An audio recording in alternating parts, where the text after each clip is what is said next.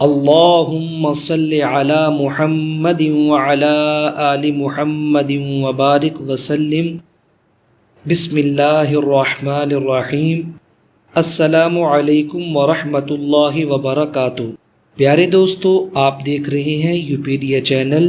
ہم آپ کو اپنے چینل پر خوش آمدید کہتے ہیں اور اللہ تعالیٰ سے دعا کرتے ہیں کہ اللہ تعالیٰ آپ تمام حضرات کو اپنے حفظ و امان میں رکھے اور بہترین جزائے خیر عطا فرمائے۔ پیارے دوستو، انسانی ذات محدود ہے اور خدا تعالیٰ کی ذات لامحدود ہے۔ اگر محدود یعنی جو کہ انسان ہے لامحدود کا امتحان لینے کی کوشش کرے تو اسے حماقت اور بے وقوفی کے سوا اور کچھ نہیں کہا جا سکتا۔ خدا تعالیٰ کی ذات حقیقی ہے جبکہ انسان کی ذات ابدی نہیں ہے بلکہ ہر وقت اللہ تعالیٰ کی محتاج ہے۔ انسان پل پل میں، سانس سانس میں، لمحے لمحے میں اللہ تعالیٰ کی ذات کا محتاج ہے۔ پیارے دوستو، ہر انسان کا اپنے لیول کے اعتبار سے اللہ تعالیٰ کے ساتھ تعلق ہے اور ہر انسان کا تعلق اپنے خالق حقیقی کے ساتھ مختلف ہے۔ ایک انسان کا تعلق جو اللہ کی ذات کے ساتھ ہوتا ہے، دوسرے انسان کا تعلق یا تو اس سے مختلف ہوگا یا اس سے کم ہوگا یا اس سے زیادہ ہوگا۔ اللہ کی ذات نے جس طرح ہر ایک انسان کے فنگر پرنٹس مختلف بنائے ہیں، ایسے ہی اللہ تعالیٰ کی ذات کے ساتھ ہر انسان کا محبت، انداز، تعلق مختلف ہے۔ اللہ تعالیٰ نے صحابہ کرام کو جو درجات عطا فرمائے ہیں، اس میں سے بھی بعض صحابہ کو اللہ نے افضل بنایا اور بعض صحابہ کو اللہ تعالیٰ نے مفضول بنایا۔ خود قرآن پاک کے اندر اللہ تعالیٰ نے ارشاد فرمایا کہ فتح مکہ سے پہلے اور فتح مکہ کے بعد جو لوگ ایمان لے کر آئے ہیں یہ کبھی بھی برابر نہیں ہو سکتے۔ ظاہر سی بات ہے، جو لوگ فتح مکہ سے پہلے مسلمان ہوئے ان کا ایمان، تقوی، طہارت، ان کا درجہ، ان کا مرتبہ اللہ تعالیٰ کے نزدیک اور ہے، اور جو لوگ فتح مکہ کے بعد مسلمان ہوئے ان کا درجہ اللہ تعالیٰ کے نزدیک اور ہے۔ لیکن سارے ہی صحابہ وہ عادل ہیں اور تمام صحابہ سے اللہ تعالیٰ کی ذات راضی ہے، جن کو اللہ تعالیٰ نے قرآن پاک کے اندر رضی اللہ عنہم ورضوا عنہ کا ٹائٹل دیا ہے۔ پیارے دوستو، حضرت علی رضی اللہ تعالی عنہ حضور صلی اللہ علیہ وسلم کے داماد بھی ہیں اور فاطمۃ الزہرا کے شوہر بھی ہیں، اور حضرت حسنین کریمین جو کہ جنت کے سردار ہیں اور شہزادے ہیں، ان کے والد محترم ہیں۔ حضرت علی کی بڑی شان ہے، اللہ تعالیٰ نے آپ کو بہت زیادہ علم سے نوازا تھا۔ حضرت علی رضی اللہ تعالی عنہ ایک دن بالا خانہ پر تشریف فرما تھے۔ نیچے سے ایک یہودی نے آپ رضی اللہ تعالی عنہ کی طرف دیکھا تو کہنے لگا، کیا آپ کو اس کا علم ہے کہ اللہ تعالیٰ حفاظت کا ذمہ دار ہے، اور کیا آپ کو حق تعالیٰ کی حفاظت پر اعتماد ہے؟ مولا علی رضی اللہ تعالی عنہ نے فرمایا، ہاں، وہ خالق حقیقی بچپن سے لے کر آخر تک انسان کا محافظ ہے۔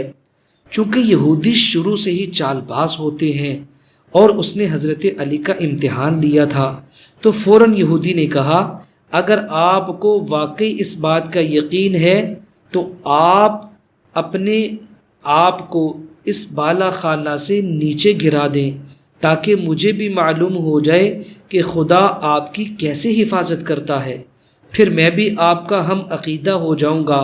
آپ رضی اللہ تعالی عنہ کی یہ عملی دلیل میرے حسن اعتقاد کا سبب بن جائے گی۔ حضرت علی رضی اللہ تعالی عنہ نے بڑا ہی خوبصورت جواب عطا فرمایا۔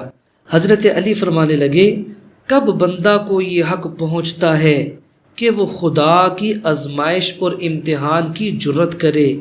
اے احمق اور نالائق آدمی، بندے کی کیا ہمت ہے کہ وہ حق تعالیٰ کا امتحان لے؟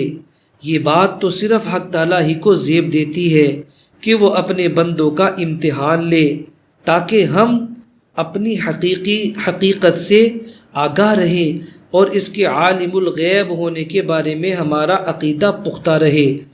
اگر پہاڑ کے دامن میں ایک ذرہ پہاڑ کی بلندی کو دیکھ کر کہے کہ اچھا میں تجھے وزن کروں گا کہ تو کس قدر طول و عرض اور وزن والا ہے، تو اس بے وقوف ذرے کو سوچنا چاہیے کہ جب اپنی ترازو پر پہاڑ کو رکھے گا تو اس کی ترازو وہی پھٹ جائے گی۔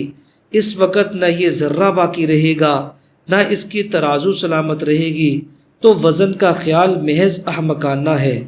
اے احمق بے وقوف آدمی، اپنے قیاس کے ترازو پر ناز کرتے ہیں اور اللہ والوں کو اپنے احمقانہ خیالی ترازو میں تولنے کی کوشش کرتے ہیں۔ جب اللہ والوں کا بلند مقام ان بے وقوفوں کے ترازو میں نہیں سماتا تو خدا ان کی گستاخی کی نحوست اور شامت کے سبب ان کی ترازو وہی کو ریزہ ریزہ کر دیتا ہے، اور پھر یہ کم ظرف لوگ حماقت در حماقت میں مبتلا ہوتے چلے جاتے ہیں۔ پیارے دوستو، اس خوبصورت واقعے سے ہمیں یہ معلوم ہوا کہ حضرت علی کرم اللہ وجہہ نے سمجھا دیا انسان کے لیے کبھی بھی یہ مناسب نہیں ہے کہ وہ یہ کام کر کے دیکھے کہ میں دیکھتا ہوں کہ یہ ہوتا ہے کہ نہیں ہوتا۔ اللہ کو آزمانے کے لیے کوئی بھی کام نہیں کرنا چاہیے، بلکہ اللہ تعالیٰ کی ذات پر پورا اعتماد کرتے ہوئے اور بھروسہ کرتے ہوئے انسان کو عمل کرنا چاہیے، اور جس چیز کے اندر بظاہر عقل سلیم اور ایمان کے ہوتے ہوئے انسان کو نقصان نظر آ رہا ہو، وہ اس گمان سے اختیار نہیں کرنا چاہیے کہ مثلاً ٹرین کے آگے کھڑے ہو کے میں دیکھتا ہوں ٹرین مجھے کچلتی ہے کہ نہیں کچلتی، کیونکہ اتنی ہماری اوقات نہیں کہ ہم اللہ کی ذات کا امتحان لیں۔ دوستو، آج جو عمل جو وظیفہ میں نے آپ لوگوں کو بتانا ہے، یہ اتنا زبردست قسم کا وظیفہ ہے۔ اس کے ذریعے سے اللہ تعالیٰ انسان کو ترقیاں عطا فرماتے ہیں، اس کو ہر غم سے نجات عطا فرماتے ہیں، اپنا تعلق اور قرب نصیب فرماتے ہیں، رزق کے اندر بے تحاشا اضافہ فرماتے ہیں۔ آپ نے جو عمل میں بتانے لگا ہوں، آپ نے 2 رکعت نماز نفل پڑھ کر پھر آپ نے 3 دفعہ سورہ فاتحہ پڑھنی ہے۔ عمل کو توجہ سے سن لیں۔ 2 رکعت نماز نفل پڑھ کر کوشش کرنی ہے کہ مکروہ ٹائم نہ ہو، مکروہ وقت کے علاوہ کبھی بھی 2 رکعت نماز نفل پڑھنے ہیں، پھر اس کے بعد 3 دفعہ سورہ فاتحہ پڑھنی ہے، پھر اس کے بعد آپ نے 700 دفعہ ان کلمات کو پڑھنا ہے۔ یا نقیم من کل جور لم یرزہ ولم یخالطہ فعالہ یا نقین۔ ان کلمات کو آپ نے پڑھنا ہے۔ پڑھنے کے بعد اپنے آپ کو عاجز سمجھتے ہوئے اللہ تعالیٰ کی بارگاہ سے مانگنا ہے۔ آپ کروڑوں کا سوال کریں گے، اللہ تعالیٰ آپ کو کروڑوں عطا فرمائیں گے، بس آپ نے اللہ تعالیٰ کی شان کے مطابق مانگنا ہے، اپنی اوقات کے مطابق نہیں مانگنا۔ اللہ کے خزانے بہت وسیع ہیں، اس لیے کھل کے اللہ سے مانگنا ہے۔ آپ سے ریکویسٹ ہے، ویڈیو اچھی لگی ہو اس کو لائک بھی کر دیں، آگے شیئر بھی کر دیں۔ السلام علیکم ورحمۃ اللہ وبرکاتہ۔